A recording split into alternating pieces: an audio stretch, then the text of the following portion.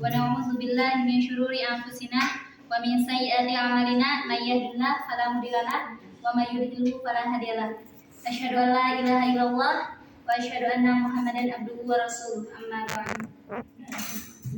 Sebelumnya terima kasih kepada Ibu yang telah memberikan kesempatan kepada kami semuanya bertiga dari kelompok 2 untuk menyampaikan presentasi pada hari ini yang sangat cerah ya, dengan keadaan yang sangat bahagia. Amin. Di sini kami beranggotakan 4 orang. Saya Siti Maimunah, saya Lira Salsabila, saya Hasnabila Maina, dan satu lagi Rangga Puja. Kemana? lagi di luar dulu. Kami akan menyampaikan presentasi mengenai Pancasila dalam kajian sejarah bangsa. Untuk selanjutnya akan disampaikan oleh Saudari Lira Salsabila. Langsung aku kata dulu. Baik, kami mengikuti pembahasan yang pertama yaitu Pancasila era kemerdekaan. Yang mana itu? Ini.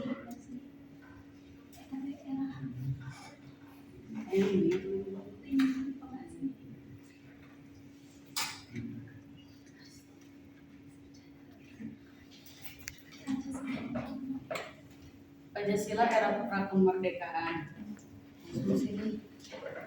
Asal mula Pancasila secara budaya menurut Sunoto 1984 melalui kajian filsafat Pancasila menyatakan bahwa unsur-unsur Pancasila berasal dari bangsa Indonesia sendiri. Walaupun secara formal Pancasila baru menjadi dasar negara Republik Indonesia pada tanggal 18 Agustus 1945. Namun jauh sebelum tanggal tersebut, bangsa Indonesia telah memiliki unsur-unsur Pancasila dan bahkan melaksanakan di dalam kehidupan merdeka. Sejarah bangsa Indonesia memberikan bukti yang dapat kita cari dalam berbagai adat istiadat, tulisan, bahasa, kesenian, kepercayaan, agama, dan kebudayaan pada umumnya. Sunoto 1984 ayat 1 dengan rinci Sunoto menunjukkan fakta historis. Di antaranya adalah 1. Ketuhanan yang Maha Esa, yang artinya bahwa di Indonesia tidak pernah ada putus-putusnya orang percaya kepada Tuhan. Yang kedua, kemanusiaan yang adil dan beradab, bahwa bangsa Indonesia terkenal ramah tamah, sopan santun, lemah lembut dengan sesama manusia. Yang ketiga, persatuan Indonesia, bahwa bangsa Indonesia dengan ciri-cirinya guyup, rukun, bersatu, dan kekeluargaan. 4. Kerakyatan yang dipimpin oleh hikmat kebijaksanaan dalam permusyawaratan perwakilan, bahwa unsur-unsur demokrasi sudah ada dalam masyarakat kita. 5. Keadilan sosial bagi seluruh rakyat Indonesia, bahwa bangsa Indonesia dalam menunaikan tugas hidupnya terkenal lebih bersifat sosial dan berlaku adil terhadap sesama. Yang pertama,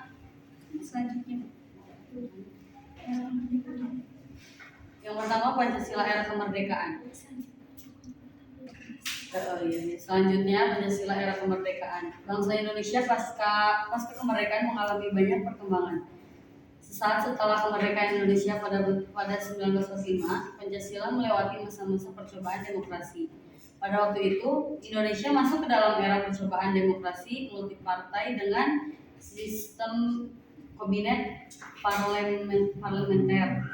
Partai-partai politik pada masa itu tumbuh sangat subur dan proses politik yang ada cenderung selalu berhasil dalam mengusung kelima sila sebagai dasar negara Sumantri 2006.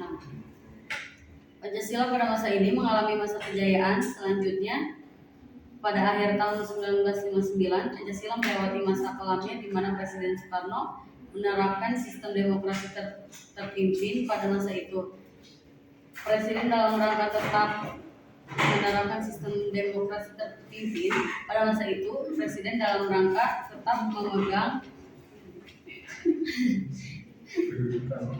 terhadap berbagai kekuatan mencoba untuk memerankan politik integrasi Pada akhirnya, sistem ini seakan mengkhianati nilai-nilai yang ada dalam Pancasila sendiri. Salah satunya adalah sila permusyawaratan. Yang selanjutnya akan dibacakan oleh Hasna.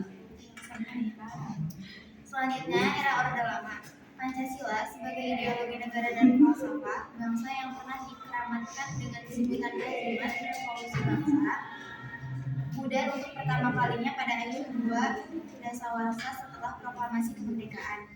Meredupnya sinar api Pancasila sebagai tuntunan hidup berbangsa dan bernegara bagi jutaan orang diawali oleh kehendak seorang kepala pemerintahan yang terlalu cenderung pada persatuan dan kesatuan.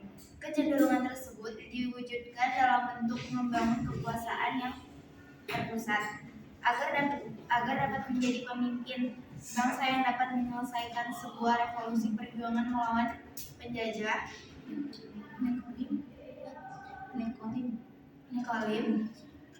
neokolonialisme serta ikut menata dunia agar bebas dari penghisapan bangsa atas bangsa dan penghisapan manusia dengan manusia. Era Orde Baru. Era Orde Baru dalam sejarah Republik ini merupakan masa pemerintahan yang terlama dan bisa juga dikatakan sebagai masa pemerintahan yang paling stabil. Stabil dalam artian tidak banyak gejolak yang mengemuka layaknya keadaan dewasa ini. Stabilitas yang diiringi dengan maraknya pembangunan di segala bidang, era pembangunan, era penuh kestabilan, menimbulkan romantisme dari banyak kalangan. Di Orde Baru, yakni stabilitas dan pembangunan serta merta tidak lepas dari keberadaan Pancasila. Pancasila menjadi alat bagi pemerintahan untuk semakin menancapkan kekuasaan di Indonesia. Pancasila begitu diagung-agungkan, Pancasila begitu gencar ditanamkan nilai dan hakikatnya kepada rakyat, dan rakyat tidak memandang hal tersebut sebagai suatu yang mengganjal. Selanjutnya akan dijelaskan oleh Pancasila adalah reformasi. Memahami Pancasila adalah reformasi khususnya dalam konteks sebagai dasar negara dan ideologi nasional, merupakan tuntutan hakiki agar setiap warga negara Indonesia memiliki pemahaman yang sama dan akhirnya memiliki persepsi dan sikap yang sama terhadap kedudukan, peranan dan fungsi Pancasila dalam kehidupan masyarakat, berbangsa dan bernegara. Pancasila telah mengalami perkembangan sesuai dengan masa naiknya sejarah bangsa Indonesia, yaitu Poento Wibisono 2021 memberikan tahapan perkembangan Pancasila sebagai negara dalam 3 tahap, yaitu 1. Tahap 1945 sampai 1968 sebagai tahap politis. 2. Tahap 1999 sampai 1994 sebagai tahap pembangunan ekonomi. 3. Tahap 1995 sampai 2020 sebagai tahap repositioning Pancasila. Ya. Selanjutnya akan dibacakan oleh Muna.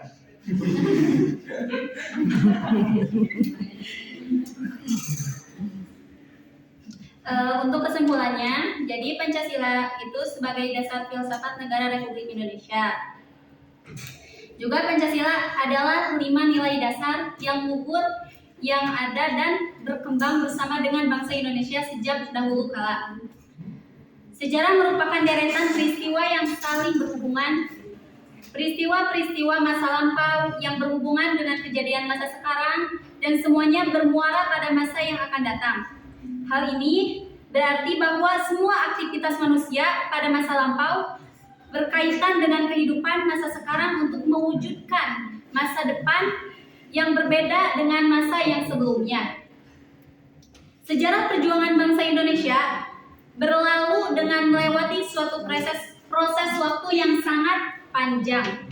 dalam proses waktu yang sangat panjang itu dapat dicatat kejadian-kejadian penting yang merupakan tonggak sejarah perjuangan. Mungkin segitu presentasi dari kami. Bila ada kesalahan ataupun ucapan, Mohon dimaafkan. Terima kasih. Untuk sesi selanjutnya yaitu Sesi tanya forum jawab. bertanya dan tidak menjawab.